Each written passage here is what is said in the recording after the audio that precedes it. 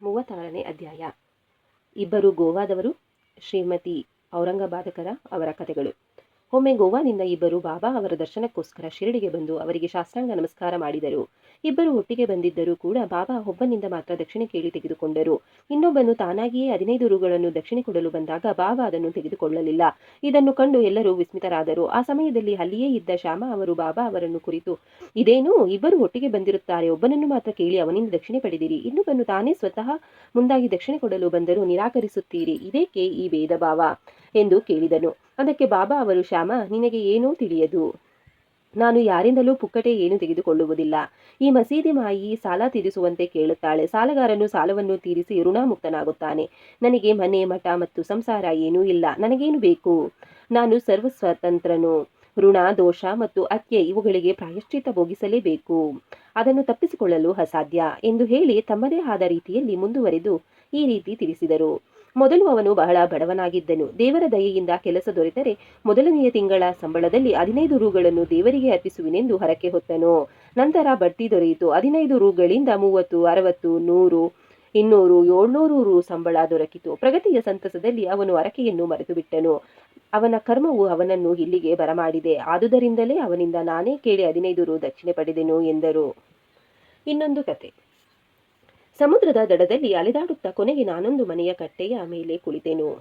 ಮಾಲೀಕನು ನನ್ನನ್ನು ಸ್ವಾಗತಿಸಿ ಹೊಟ್ಟೆ ತುಂಬ ಆಹಾರ ನೀಡಿ ಮಲಗಲು ಶುಚಿಯಾದ ಸ್ಥಳ ತೋರಿಸಿದನು. ಅಲ್ಲಿ ಒಂದು ಮಾಡ ಇತ್ತು. ಅದರ ಹತ್ತಿರ ಮಲಗಿಕೊಂಡೆನು. ನಾನು ಗಾಢ ನಿದ್ರೆಯಲ್ಲಿ ಇದ್ದಾಗ ಆ ಮನುಷ್ಯನು ಗೋಡೆಯನ್ನೊಡೆದು ಒಳಗೆ ಬಂದನು.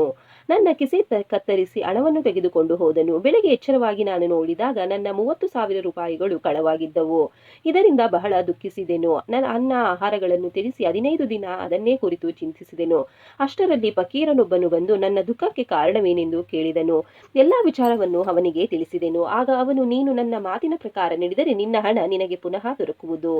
ನೀನೊಬ್ಬ ಫಕೀರನ ಕಡೆಗೆ ಹೋಗು.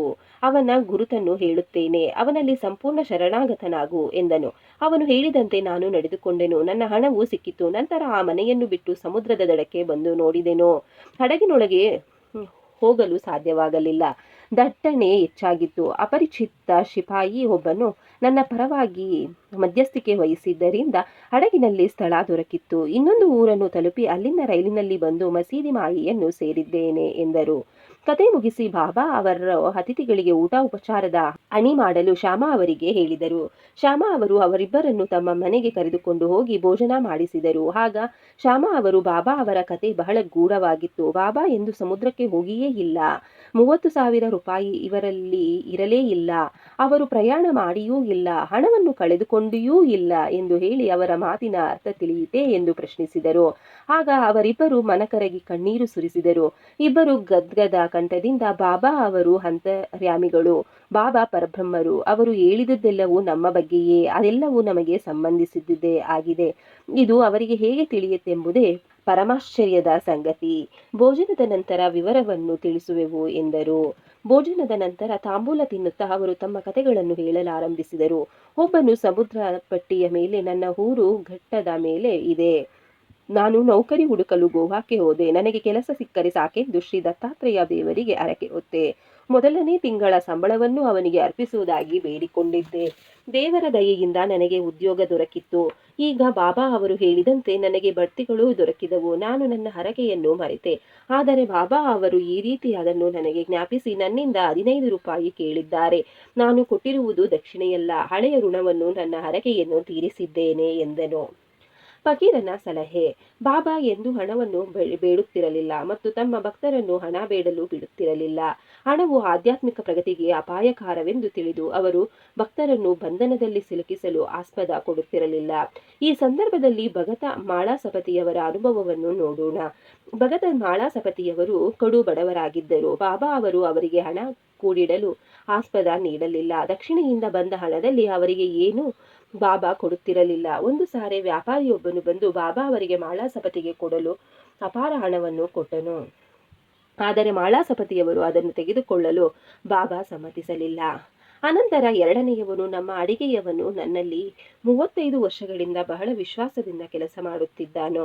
ದುರಾದೃಷ್ಟವಶಾತ್ ಅವನು ದುರ್ಮಾರ್ಗ ಪ್ರವರ್ತಕನಾಗಿ ಒಂದು ದಿನ ನನ್ನ ಎಲ್ಲಾ ಹಣವನ್ನು ದೋಚಿಕೊಂಡು ಹೋದನು. ನಾನು ರಾತ್ರಿ ಮಲಗಿದ್ದಾಗ ಹೇಗೋ ಬಂದು ನಾನು ಗಳಿಸಿದ 30,000 ರೂಪಾಯಿಗಳನ್ನು ಅಪಹರಿಸಿದನು. ಬಾಬಾ ಅವರು ಎಷ್ಟು ಹಣ ಎಂದು ಸರಿಯಾಗಿ ಹೇಳಿದ್ದಾರೆ. ಅದು ಹೇಗೆ ಅವರಿಗೆ ತಿಳಿಯಿತೋ ನಾನರಿಯೆ. ನಾನು ಹಗಲಿರುಳು ವ್ಯಥೆಪಡುತ್ತಾ ಕುಳಿತಿದ್ದೆ. ವಿಚಾರಣೆಯಿಂದ ಪ್ರಯೋಜನವಾಗಲಿಲ್ಲ. ಹೀಗೆ 15 ದಿನ ಕಳೆದವು. ಒಂದು ದಿನ ನನ್ನ ಮನೆ ಅಂಗಳದಲ್ಲಿ ನಾನು ಯೋಚಿಸುತ್ತಾ ಕುಳಿತಿದ್ದೆ. ಆಗ ಒಬ್ಬ ಫಕೀರನು ಬಂದು ನನ್ನ ವ್ಯಾಕುಲತೆಯನ್ನು ಕಾರಣವನ್ನು ಕೇಳಿದನು. ನಡೆದದ್ದೆಲ್ಲವನ್ನು ಅವನಿಗೆ ಹೇಳಿದೆನು. ಆಗ ಅವನು, ಶಿರಡಿಯಲ್ಲಿ ಸಾಯಿಬಾಬಾ ಎಂಬ ಮಹಾತ್ಮರಿದ್ದಾರೆ. ಅವರಿಗೆ ಹರಕೆ ಹೊತ್ತು ನೀನು ಅತಿ ಹೆಚ್ಚಾಗಿ ಪ್ರೀತಿಸುವ ಆಹಾರವನ್ನು ಅವರ ದರ್ಶನ ಪಡೆಯುವ ತನಕ ಸ್ವೀಕರಿಸುವುದಿಲ್ಲವೆಂದು ಸಂಕಲ್ಪ ಮಾಡು ಎಂದು ಹೇಳಿದನು. ನಾನು ಅವನು ಹೇಳಿದಂತೆ ಹರಕೆ ಹೊತ್ತು, ಬಾಬಾ, ನನ್ನ ಕಳೆದು ಹೋದ ಮಾಲು ಸಿಗದ ಹೊರತು ಮತ್ತು ನಿಮ್ಮ ದರ್ಶನ ಪಡೆಯದ ಹೊರತು ನಾನು ಅನ್ನ ಸೇವಿಸುವುದಿಲ್ಲ ಎಂದು ನಿರ್ಧಾರ ಮಾಡಿಕೊಂಡೆನು. ಇದಾದ ನಂತರ 15 ದಿನ ಕಳೆದವು. ಆಗ ಓಡಿ ಹೋದ ಅಡಿಗೆಯವನು ಪುನಃ ನನ್ನ ಕಡೆಗೆ ಬಂದು ನನ್ನ ಹಣವನ್ನು ಹಿಂತಿರುಗಿಸಿದನು. ನಾನು ತಲೆ ಕೆಟ್ಟು ಈ ರೀತಿ ವರ್ತಿಸಿದೆ. ನಾನು ನಿಮ್ಮ ಪಾದಗಳಿಗೆ ಎರಗುತ್ತೇನೆ, ಕ್ಷಮಿಸಿ ಎಂದನು. ಹೀಗೆ ಎಲ್ಲವೂ ಸರಿಯಾಯಿತು. ಈ ಹಿಂದೆ ನನ್ನನ್ನು ಸಂಧಿಸಿದ್ದ ಫಕೀರನು ಪುನಃ ನನಗೆ ಕಾಣಲೇ ಇಲ್ಲ. ಅವರ ದರ್ಶನಕ್ಕೆ ತವಕ ಪಡುತ್ತಿದ್ದೆ. ಬಹಳ ದೂರದಿಂದ ನನಗೆ ಸಹಾಯ ಮಾಡಲು ಬಂದ ಫಕೀರನೇ ಬಾಬಾ ಅವರೆಂದು ಊಹಿಸಲು ಸಂದೇಹವಿಲ್ಲ. ನನ್ನನ್ನು ನೋಡಿ ನನ್ನ ಕಳೆದು ಹೋದ ದ್ರವ್ಯವನ್ನು ಮರಳಿ ಕೊಡಿಸಲು ಯತ್ನಿಸಿದ ಬಾಬಾ ಅವರು ನನ್ನ 35 ರೂಪಾಯಿಗಳಿಗೆ ಆಸೆ ಪಡುತ್ತಾರೆಯೇ? ಎಂದಿಗೂ ಇಲ್ಲ. ಹೀಗೆ ಯಾರಿಂದಲೂ ಏನು ಅಪೇಕ್ಷಿಸದೆ ನಮ್ಮನ್ನು ಧಾರ್ಮಿಕ ಪಥದ ಕಡೆಗೆ ಸಾಗಿಸಲು ಬಾಬಾ ನಿರಂತರ ಪ್ರಯತ್ನ ಮಾಡುತ್ತಿರುತ್ತಾರೆ. ಕಳೆದು ಹೋದ ಧನವೆಲ್ಲ ಮರಳಿ ದೊರೆತು ನನಗೆ ಪರಮಾನಂದವಾಯಿತು. ಈ ರೀತಿ ಆನಂದದ ಉನ್ಮಾದದಲ್ಲಿ ಹರಕೆಯನ್ನು ಮರೆತೆ. ಮುಂದೆ ನಾನು ಒಂದು ದಿನ ಕೋಲಾಬಾದಲ್ಲಿ ವಿಶ್ರಮಿಸುತ್ತಿದ್ದಾಗ ಬಾಬಾ ಅವರನ್ನು ಕನಸಿನಲ್ಲಿ ಕಂಡೆ. ಆಗ ನಾನು ಶಿರಡಿಗೆ ಹೋಗಬೇಕೆಂದು ನೆನಪಾಯಿತು. ಗೋವಾಕ್ಕೆ ಹೋಗಿ ಅಲ್ಲಿಂದ ಶಿರಡಿಗೆ ಹೊರಡಬೇಕೆಂದು ನಿರ್ಧರಿಸಿದೆ. ಮುಂಬಯಿಗೆ ಹೋಗುವ ಹಡಗನ್ನು ಹತ್ತಲು ಬಂದರಿಗೆ ಹೋದೆ. ಸ್ಥಳವಿರಲಿಲ್ಲ. ಎಲ್ಲಾ ಸ್ಥಳ ಭರ್ತಿಯಾಗಿತ್ತು. ಅಪರಿಚಿತನಾದ ಜವಾನನೊಬ್ಬನು ಮಧ್ಯಸ್ಥಿಕೆಯಿಂದ ನನಗೆ ಅದರಲ್ಲಿ ಸ್ಥಳ ದೊರಕಿತ್ತು. ಮುಂಬಯಿಗೆ ಬಂದಿಳಿದೆ. ಅಲ್ಲಿಂದ ರೈಲಿನಲ್ಲಿ ಇಲ್ಲಿಗೆ ಬಂದೆ. ಬಾಬಾ ಅವರು ಸರ್ವಜ್ಞರೆಂದು ಖಚಿತವಾದದ್ದು.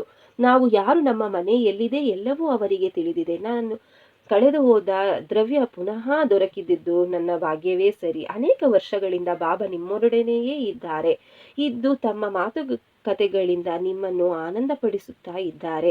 ಆದುದರಿಂದ ನೀವೇ ಧನ್ಯರು. ಬಾಬಾ ಅವರನ್ನು ಶಿರಡಿಗೆ ಎಳೆದು ತಂದ ನಿಮ್ಮ ಪುಣ್ಯ ಫಲ ಅಗಾಧವಾದದ್ದು.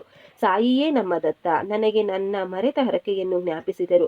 ಹಡಗಿನಲ್ಲಿ ಸ್ಥಳ ದೊರಕಿಸಿ ಇಲ್ಲಿಗೆ ನನ್ನನ್ನು ಬರಮಾಡಿಕೊಂಡಿದ್ದಾರೆ. ಇದು ಅವರ ಸರ್ವಜ್ಞತೆಯ ಮತ್ತು ಸರ್ವಶಕ್ತಿಯ ದೃಷ್ಟಾಂತವಲ್ಲವೇ ಎಂದನು. ಶ್ರೀಫಲದಲ್ಲಿ ಸಂತತಿ. ಸೊಲ್ಲಾಪುರದ ಶಕಾರಾಮ ಅವರ ಪತ್ನಿಗೆ 27 ವರ್ಷಗಳಿಂದಲೂ ಸಂತಾನ ಇರಲಿಲ್ಲ. ಕಂಡ ದೇವರಿಗೆಲ್ಲ ಕೈಮುಗಿದು ಹರಕೆ ಹೊತ್ತು ನಿರಾಸೆಯಾಗಿದ್ದರು. ಕೊನೆಯ ಪ್ರಯತ್ನವೆಂದು ತಮ್ಮ ಮಲಮಗನಾದ ವಿಶ್ವನಾಥನೊಡನೆ ಶಿರಡಿಗೆ ಬಂದು ಬಾಬಾ ಅವರ ಸೇವೆ ಮಾಡುತ್ತಾ 2 ತಿಂಗಳು ಕಳೆದರು. ಅವರು ಮಸೀದಿಗೆ ಹೋದಾಗಲೆಲ್ಲ ಭಕ್ತ ಕೋಟಿಯು ಬಾಬಾ ಅವರನ್ನು ಮುತ್ತಿರುವುದನ್ನು ನೋಡುತ್ತಿದ್ದರು.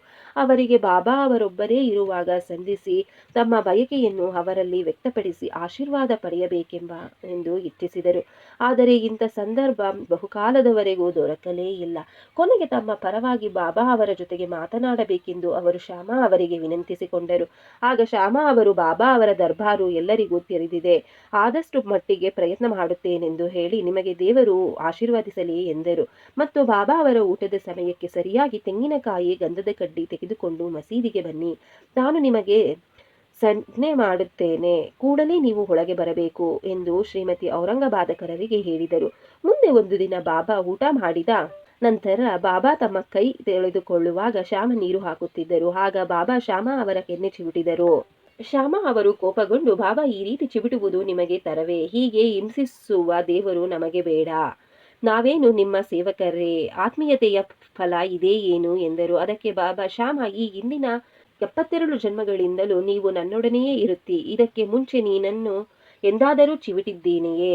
ಈಗ ಸುಮ್ಮನೆ ಮುಟ್ಟಿದ್ದಕ್ಕೆ ನನ್ನ ಮೇಲೆ ಇಷ್ಟೊಂದು ಕೋಪವೇ ಎಂದರು. ನಂತರ ಶ್ಯಾಮ ಅವರು, ನಮಗೆ ಯಾವಾಗಲೂ ಮುದ್ದುಗಳನ್ನು ಕೊಡುತ್ತಾ ಸಿಹಿಯನ್ನು ತಿನಿಸುವ ದೇವರು ಮಾತ್ರ ಬೇಕು. ನಿಮ್ಮಿಂದ ನಮಗೆ ಸುಖ, ಸ್ವರ್ಗಲೋಕದ ವಿಮಾನ ಅಥವಾ ಇನ್ನಿತರ ಮರ್ಯಾದೆಗಳು ಬೇಕಿಲ್ಲ. ನಿಮ್ಮ ಚರಣಗಳಲ್ಲಿ ನಮ್ಮ ದೃಢನಂಬಿಕೆಯು ಸದಾ ಜಾಗೃತಿ ಇರಲಿ, ಅಷ್ಟೇ ಸಾಕು ಎನ್ನಲು ಬಾಬಾ ಅವರು, ಅದಕ್ಕೋಸ್ಕರವೇ ನಾನು ಇಲ್ಲಿ ಬಂದಿರುವುದು. ನಾನು ನಿನಗೆ ಆಹಾರ ಕೊಟ್ಟು ರಕ್ಷಿಸಿದ್ದೇನೆ, ನಿನ್ನಲ್ಲಿ ನನಗೆ ಪ್ರೀತಿ ಮಮತೆ ಇದೆ ಎಂದರು. ಕೈ ತೊಳೆದುಕೊಂಡ ಮೇಲೆ ಬಾಬಾ ತಮ್ಮ ಆಸನದ ಮೇಲೆ ಕುಳಿತರು. ಶ್ಯಾಮ ಅವರು ಶ್ರೀಮತಿ ಔರಂಗಬಾದಕರ ಅವರನ್ನು ಕರೆದರು. ಅವರು ಬಂದು ಬಾಬಾ ಅವರಿಗೆ ನಮಸ್ಕರಿಸಿ ತೆಂಗಿನಕಾಯಿ ಮತ್ತು ಗಂಧದ ಕಡ್ಡಿಯನ್ನು ಬಾಬಾ ಅವರಿಗೆ ನಿವೇದಿಸಿದರು. ಬಾಬಾ ಅವರು ಆ ತೆಂಗಿನಕಾಯಿಯನ್ನು ಅಲ್ಲಾಡಿಸಿದರು. ಅದರ ತಿರುಳು ಅಲ್ಲಾಡುತ್ತಿತ್ತು. ಆಗ ಅವರು, ನೋಡು ಶ್ಯಾಮ, ಇದರ ತಿರುಳು ಅಲ್ಲಾಡುತ್ತಿದೆ, ಅದೇನು ಸೂಚಿಸುತ್ತದೆ ಎಂದು ಕೇಳಲು ಶ್ಯಾಮ, ಅದರಂತೆಯೇ ತನ್ನ ಗರ್ಭದಲ್ಲಿ ಶಿಶುವು ಹೊರಳಾಡಲಿ ಎಂದು ಈ ಮಹಿಳೆಯು ಪ್ರಾರ್ಥಿಸುತ್ತಿದ್ದಾಳೆ, ಆಶೀರ್ವದಿಸಿರಿ, ಆ ತೆಂಗಿನಕಾಯಿಯನ್ನು ಕೊಡಿ ಎಂದರು. ಬಾಬಾ, ತೆಂಗಿನಕಾಯಿ ಸಂತತಿ ದೊರಕಿಸುತ್ತದೆಯೇ? ನೀವೆಂತ ಮೂಢರು. ಶ್ಯಾಮ, ನಿಮ್ಮ ನುಡಿಯೇ ನಿಮ್ಮ ಆಶೀರ್ವಾದ, ಅದು ಸಂತಾನ ನೀಡುವುದೆಂದು ನನಗೆ ಗೊತ್ತಿದೆ. ಸುಮ್ಮನೆ ನನ್ನೊಡನೆ ವಾದ ಮಾಡುತ್ತಿದ್ದೀರಿ ವಿನಃ ಆಶೀರ್ವದಿಸುತ್ತಿಲ್ಲ. ಸ್ವಲ್ಪ ಹೊತ್ತು ಈ ರೀತಿ ಸಂಭಾಷಣೆ ನಡೆಯಿತು. ಬಾಬಾ ಅವರು ತೆಂಗಿನಕಾಯಿಯನ್ನು ಶ್ರೀಮತಿ ಔರಂಗಬಾದಕರ ಅವರಿಗೆ ಆಶೀರ್ವಾದವಾಗಿ ಕೊಡಬೇಕೆಂದು ಕೇಳುತ್ತಲೇ ಇದ್ದರು. ಕಡೆಗೆ ಬಾಬಾ ಸೋತು ಅವಳಿಗೆ ಸಂತಾತಿ ಲಭಿಸುತ್ತದೆ ಎಂದರು. ಶ್ಯಾಮ, ಯಾವಾಗ? ಬಾಬಾ, ಇನ್ನು 12 ತಿಂಗಳೊಳಗೆ. ಆನಂತರ ತೆಂಗಿನಕಾಯಿಯನ್ನು ಹೊಡೆಯಲಾಯಿತು. ಒಂದು ಭಾಗವನ್ನು ಬಾಬಾ ಅವರಿಗೆ ಇಟ್ಟುಕೊಂಡು ಇನ್ನೊಂದು ಭಾಗವನ್ನು ಶ್ರೀಮತಿಯವರಿಗೆ ಕೊಡಲಾಯಿತು. ಆಗ ಶ್ಯಾಮ ಅವರು ಶ್ರೀಮತಿ ಔರಂಗಬಾದಕರ ಕಡೆ ತಿರುಗಿ, ತಾಯಿ, ನನ್ನ ಮಾತಿಗೆ ನೀವೇ ಸಾಕ್ಷಿ. ಇಂದಿನಿಂದ 12 ತಿಂಗಳೊಳಗೆ ನಿಮಗೆ ಸಂತಾನ ಪ್ರಾಪ್ತಿಯಾಗದಿದ್ದರೆ ಈ ದೇವರ ತಲೆಯ ಮೇಲೆ ತೆಂಗಿನಕಾಯಿ ಹೊಡೆದು ಅವನನ್ನು ಮಸೀದಿಯಿಂದ ಓಡಿಸುತ್ತೇನೆ. ಇದಕ್ಕೆ ತಪ್ಪಿದರೆ ನಾನು ಮಾಧವನಲ್ಲ. ನಾನು ಹೇಳಿದ್ದನ್ನು ಶೀಘ್ರದಲ್ಲಿಯೇ ಮನಗಾಣುವಿರಿ ಎಂದರು. 1 ವರ್ಷದೊಳಗೆ ಶ್ರೀಮತಿ ಔರಂಗಬಾದಕರ ಅವರಿಗೆ ಪುತ್ರ ಸಂತಾನವಾಯಿತು. 5ನೆಯ ತಿಂಗಳಲ್ಲಿ ತಾಯಿ ಮಕ್ಕಳಿಬ್ಬರು ಪತಿಯೊಂದಿಗೆ ಬಾಬಾ ಅವರ ದರ್ಶನಕ್ಕೆ ಬಂದು ಸಾಷ್ಟಾಂಗ ನಮಸ್ಕಾರ ಮಾಡಿ 500 ರೂಪಾಯಿಗಳನ್ನು ಕಾಣಿಕೆಯಾಗಿ ಅರ್ಪಿಸಿದರು. ಈ ಹಣವನ್ನು ಬಾಬಾ ಅವರ ಕುದುರೆ ಶ್ಯಾಮಕರ್ಣನಿಗೆ ವಸತಿ ಸ್ಥಾನ ಕಟ್ಟಲು ಉಪಯೋಗಿಸಲಾಗಿತ್ತು. ಶ್ರೀ ಸಾಯಿ ಪ್ರಣಾಮ.